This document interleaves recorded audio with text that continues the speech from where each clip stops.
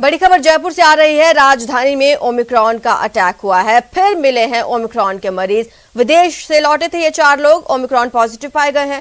पिछले दिनों टेस्ट में पॉजिटिव आए थे। जीनोम सीक्वेंसिंग के लिए इनके सैंपल्स भेजे गए थे और अब इसकी जांच रिपोर्ट आई है तो पता चला है कि ओमिक्रॉन पॉजिटिव हैं। जयपुर से खबर आपको बता रहे हैं। इससे पहले भी जो लोग ओमिक्रॉन पॉजिटिव आए थे वो लोग अब ठीक हो चुके हैं। RUHS में एडमिट थे जिन्हें बाद में डिस्चार्ज कर दिया गया। अब बड़ी खबर एक बार फिर राजधानी से आ रही है जहां ओमिक्रॉन के मरीज मिले हैं। विदेश से लौटे थे ये 4 लोग और पिछले दिनों कोरोना पॉजिटिव पाए गए थे। इनके सैंपल्स जीनोम सीक्वेंसिंग के लिए भेजे गए थे और अब जब जीनोम सीक्वेंसिंग की रिपोर्ट आई है तो ओमिक्रॉन पॉजिटिव पाए गए हैं ये सभी मरीज।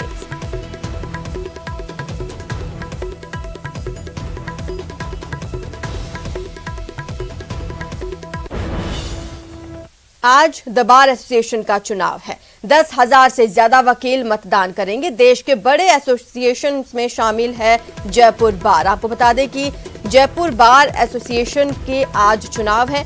आज 10,000 से ज्यादा वकील मतदान करेंगे, अपना जनप्रतिनिधि चुनेंगे। आपको बता दें कि देश के जितने भी बड़े एसोसिएशन हैं उनमें जयपुर बार एसोसिएशन शामिल है।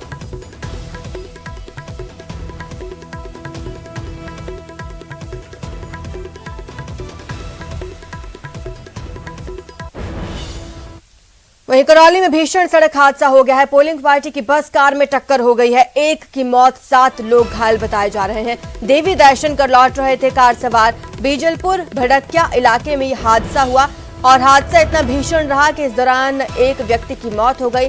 7 से ज्यादा लोग घायल बताए जा रहे हैं। करौली में यह हादसा हुआ है। तस्वीरें आपके सामने हैं। पोलिंग पार्टी की बस और कार में टक्कर हो गई। कार में जो लोग सवार थे वो देवी दर्शन कर लौट रहे थे और बीजलपुर भड़किया इलाके में यह हादसा हो गया और इस हादसे में एक व्यक्ति की मौत, 7 लोग घायल हो गए।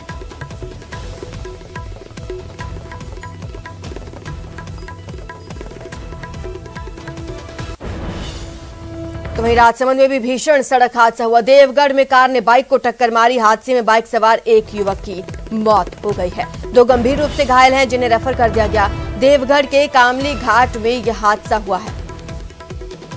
बड़ी खबर राजसमंद से जहां भीषण सड़क हादसा हुआ। देवगढ़ में कार ने बाइक को टक्कर मारी। इस हादसे में बाइक सवार एक युवक की मौत हो गई है। 2 व्यक्ति गंभीर रूप से घायल हैं जिन्हें रेफर कर दिया गया है। देवगढ़ के कामली घाट में ये हादसा हुआ।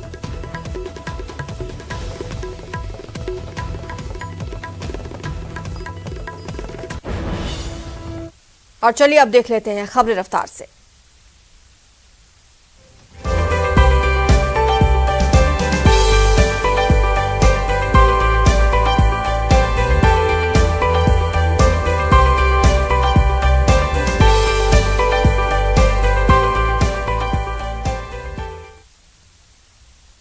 काशी कॉरिडोर तैयार है और काशी को अब प्रधानमंत्री मोदी का इंतजार है। काशी पूरी तरह से सज संवर गई है। तस्वीरें आपको दिखाएंगे। आज वाराणसी दौरे पर हैं पीएम मोदी।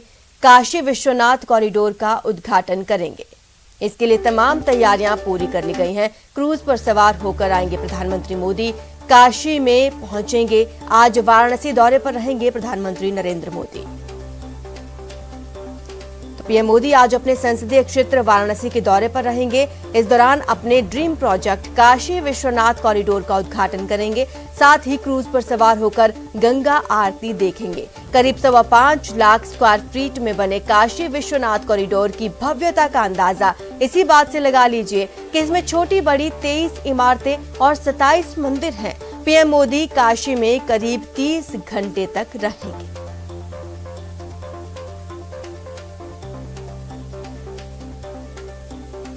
प्रधानमंत्री मोदी का ये ड्रीम प्रोजेक्ट है। आज सुबह 11 बजे बाबतपुर एयरपोर्ट पहुंचेंगे प्रधानमंत्री। हेलीकॉप्टर से संस्कृत विश्वविद्यालय पहुंचेंगे पीएम। सड़क मार्ग से खिड़किया घाट पहुंचेंगे। मां गंगा का दर्शन करेंगे और फिर 1 बजे काशी विश्वनाथ धाम का लोकार्पण करेंगे। 3 घंटे मंदिर में गुजारेंगे प्रधानमंत्री नरेंद्र मोदी। आपको मुहूर्त के बारे में बता दें, 1 बजे से लेकर 1:30 बजे तक का मुहूर्त रखा गया है उद्घाटन के लिए। उसके बाद प्रधानमंत्री मोदी क्रूज से ललिता घाट जाएंगे और बनारस रेल कारखाने के अतिथि गृह पहुंचेंगे। गंगा जल लेकर धाम में प्रवेश करेंगे पीएम। बाबा विश्वनाथ की विशेष पूजा अर्चना करेंगे। प्रधानमंत्री क्रूज पर सवार होकर गंगा आरती देखेंगे। ये तमाम वो कार्यक्रम हैं जो आज प्रधानमंत्री नरेंद्र मोदी करेंगे। बीजेपी शासित मुख्यमंत्री भी इसमें शामिल होंगे। भव्य ये कार्यक्रम रहेगा। काशी में पहुंचेंगे आज प्रधानमंत्री नरेंद्र मोदी।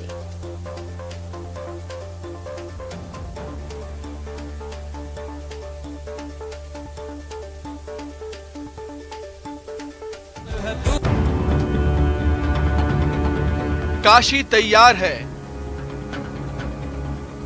पीएम मोदी का इंतजार है। 13 दिसंबर को प्रधानमंत्री मोदी काशी को सबसे बड़ी सौगात देने वाले हैं। पीएम काशी विश्वनाथ कॉरिडोर का लोकार्पण करेंगे। कॉरिडोर की भव्यता का अंदाजा इसी से लगाया जा सकता है कि इसमें छोटी बड़ी 23 इमारतें और 27 मंदिर हैं।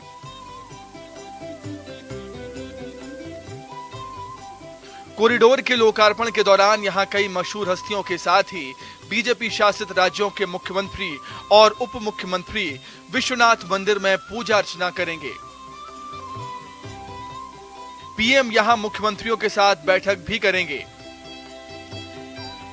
इससे पहले पीएम काल भैरव मंदिर में पूजा करेंगे। इसके बाद विश्वनाथ मंदिर में बाबा विश्वनाथ का जलाभिषेक करेंगे।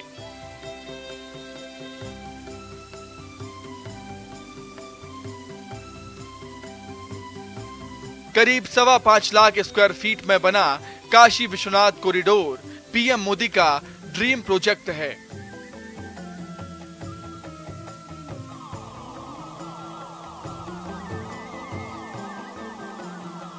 जिसे बाबा के दरबार से गंगाधार तक बनाया गया है।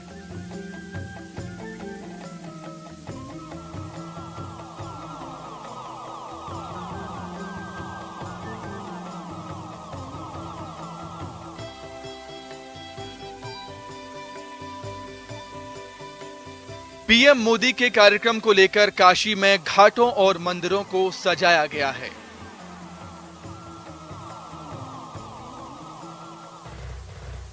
पीएम मंत्रोच्चारण के साथ ही देश के विभिन्न नदियों से लाए गए जल से बाबा विश्वनाथ का जलाभिषेक करेंगे।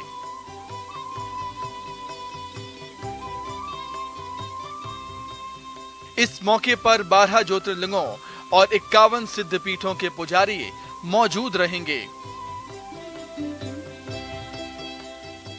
इस मौके पर काशी में देव दीपावली भी मनाई जाएगी।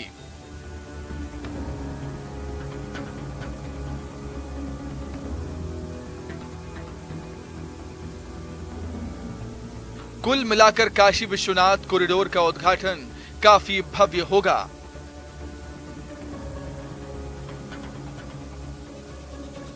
Bureau report, news 18।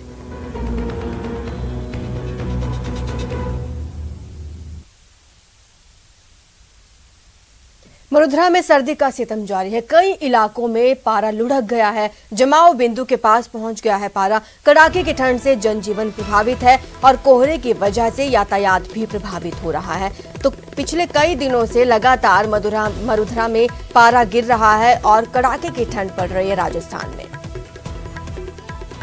इस ठंड की वजह से जनजीवन प्रभावित हो रहा है, यातायात प्रभावित हो रहा है। मौसम विभाग ने पहले ही ये जानकारी दी थी कि अगर मौसम साफ रहता है, बारिश नहीं होती है, तो ठंड लगातार बढ़ती जाएगी। और आपको बता दें कि वडोदरा के कई इलाकों में तो शून्य से नीचे पारा पहुंच चुका है। माइनस में पारा चल रहा है। कई जगह कड़ाके की ठंड पड़ रही है।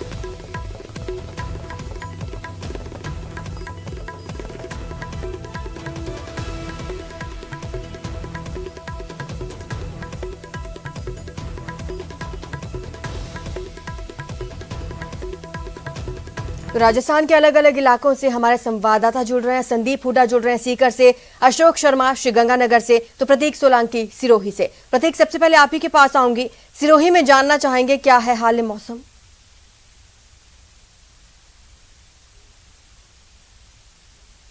हिल स्टेशन माउंट आबू में है। यहाँ पर देखा जाए तो अरावली की पहाड़ियों में कोहरा छाया हुआ है। वहीं अगर देखा जाए तो रात को टेम्परेचर जो है गुरु शिखर, उरिया, कुमारवाड़ा में -1 डिग्री टेम्परेचर हो गया था। जिसके कारण जो है मैदानी इलाकों में और कार की परतों पर जो है माइनस में होने के कारण जो है कार की परतों पर बर्फ देखी जा रही थी। वहीं ये बताया जा रहा है कि आने वाले 2 दिनों में मौसम विभाग की संभावना है कि पारा और यानी लुढ़क कर माइनस में आएगा, जिससे लोगों की जो है सर्दी का सितम आगे भी जारी रहेगा। वहीं बताया जा रहा है कि लोग सर्दी से बचने के लिए अलाव का सहारा ले रहे हैं। वहीं कहीं ना कहीं देखा जाए तो इस गुलाबी सर्दी का लुत्फ उठाने के लिए पर्यटक जो है माउंट आबू का रुख करते हुए साफ तौर से नजर आ रहे हैं। वहीं अगर बात की जाए मैदानी इलाकों की, पास लौटूंगी मैं। श्रीगंगानगर से अशोक शर्मा जुड़े हुए हैं। अशोक, किसानों को कितना लाभ और कितना नुकसान होगा इस कोहरे और इस ठंड से?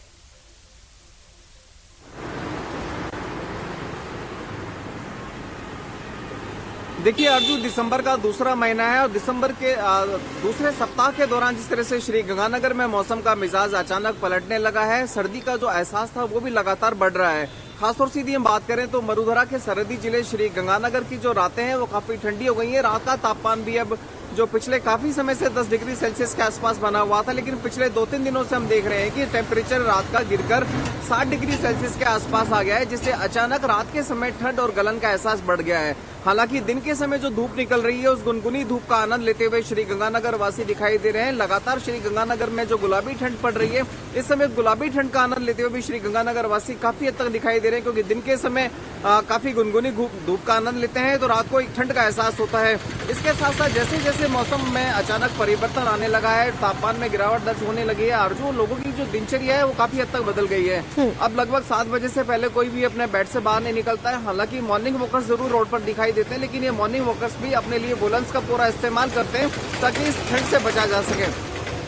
साथ ही जो फूड हैबिट्स हैं वो भी काफी हद तक चेंज हो गई हैं। लोग अब गर्म खाना पसंद करते हैं, खासतौर से जो हमारा राजस्थानी खाना है, बाजरी है, मक्का है, इसका काफी इस्तेमाल बढ़ गया है। इसके अलावा जो मूंगफली है, गज्जक है, रेवड़ी है, इसकी भी बिक्री अब धीरे धीरे दिखाई देने लगी है। जगह जगह बाजारों में इस तरह की दुकानें देखने को मिली हैं और लोग भी काफी जमकर खरीदारी करते हुए दिखाई देते हैं, क्योंकि विंटर सीजन के अंदर ये जो ड्राई फ्रूट्स होते हैं, ये ड्राई फ्रूट्स काफी कारगर होते हैं और काफी स्वादिष्ट भी लगते हैं। तो निश्चित तौर पर श्री गंगानगर में भी जो ठंड का एहसास है वो लगातार बढ़ रहा है। जैसे जैसे ठंड बढ़ रही है उसके साथ साथ गर्म कपड़ों की बिक्री में भी काफी इजाफा देखा जा रहा है। जी, हमारे साथ संदीप भी बने हुए हैं सीकर से। संदीप, देखा जाता है अक्सर ये कि जो गाय है, आवारा पशु हैं, वो अक्सर सड़कों के किनारे देखे जाते हैं। ऐसी कड़ाके की ठंड में उनके लिए कुछ खास इंतजाम सीकर में देखने को मिल रहे हैं आजकल?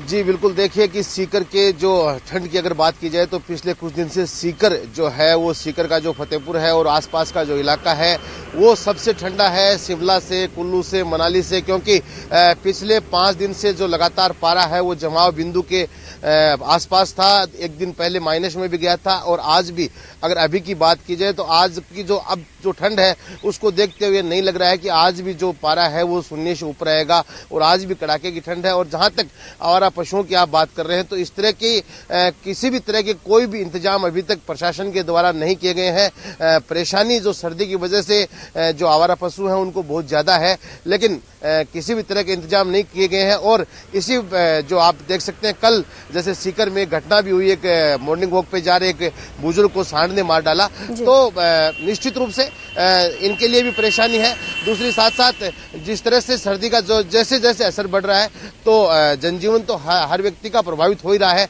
लेकिन इस तरह की परेशानी जो आप बता रहे हैं ये बिल्कुल बनी हुई है। जी, अशोक के पास लौटेंगे, श्रीगंगानगर से जुड़े हैं। अशोक, देखने में अक्सर ये आता है कि शहरी इलाकों में रैन बसेरे बनाए जाते हैं, जो लोग बाहर सोने वाले हैं उनके लिए ऐसा कुछ इंतजामात है श्रीगंगानगर में, या ऐसी कुछ स्थिति है कि लोग बाहर सोने को मजबूर हों?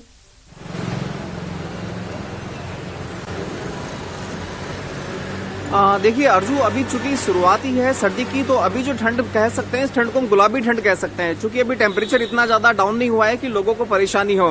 हालांकि रैन बसेरे के जो इंतजाम होते हैं वो अभी तक सक्रिय नहीं हुए हैं, क्योंकि अधिकांश जो रैन बसेरे हैं वो पक्के आवासों में या पक्के निर्माण कार्यों में होते हैं, जिससे अब उनको तुरंत कभी भी चालू किया जा सकता है।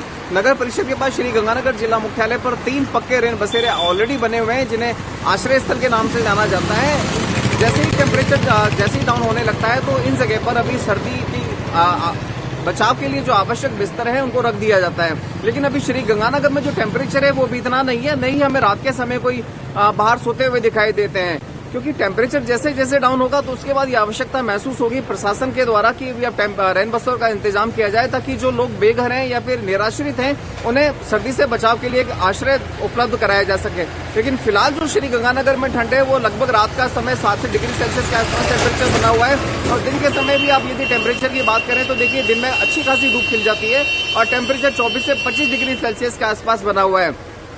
श्री गंगानगर जिला मुख्यालय पर यदि फॉग की बात करें तो देखिए जिला मुख्यालय पर तो कम से कम फॉग नहीं दिखाई दे रहा है, लेकिन हाँ कुछ ग्रामीण क्षेत्रों में जो सुदूर क्षेत्र है वहां पर हल्का फॉग देखा जा सकता है। कई बार फॉग की वजह से भी विजिबिलिटी में भी इश्यूज होते हैं, लेकिन फिलहाल श्री गंगानगर में ये सब इश्यूज नहीं आ रहे हैं। गुलाबी ठंड है, गुलाबी ठंड को लोग एंजॉय कर रहे हैं और न्यूज 18 भी अपने सभी दर्शकों से अपील करता है कि इस गुलाबी ठंड के दौरान सावधानी से रहें, वुलन्स का प्रॉपर इस्तेमाल करें ताकि गुलाबी ठंड को एंजॉय भी किया जा सके और इससे होने वाली जो इन्फेक्शियस डिजीज है उनसे भी बचा जा सके। स्मॉग की वजह से विजिबिलिटी जरूर कम हो जाती है। एक बार प्रतीक के पास चलेंगे, सिरोही से जुड़े हुए प्रतीक। सिरोही में कोई ऐसी समस्या आ रही है यातायात में विजिबिलिटी कम होने की वजह से?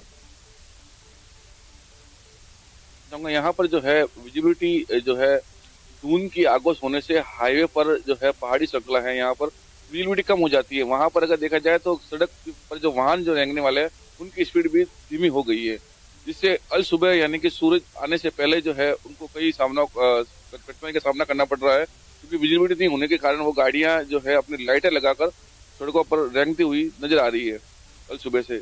वहीं अगर बात की जाए अगर मौसम की, तो मौसम में लगातार हो रहे बदलाव के कारण जो है सर्दी का सितम यहाँ पर जारी है। जी शुक्रिया आप सभी का इस तमाम जानकारी के लिए और हमारे साथ जुड़ने के लिए। तो मरुधरा में ठंड लगातार बढ़ती जा रही है, लोगों से यही अपील की जा रही है कि अपने घरों में रहें।